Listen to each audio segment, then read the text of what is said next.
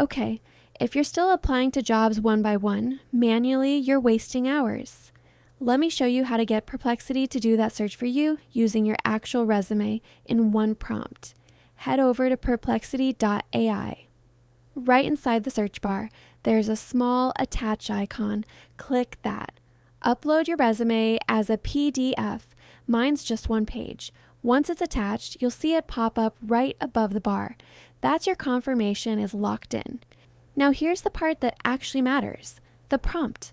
I'm not just saying, find me a job.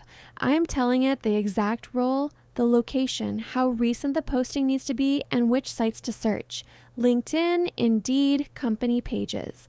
Then I ask it to hand results back in a table. Company, title, location, source, link, and why is a fit. The more specific you are, the better it performs. Hit enter and let it run. And there it is, a clean table of current openings that actually match my background. Company, title, location, where it's posted, the link to apply, and why it fits.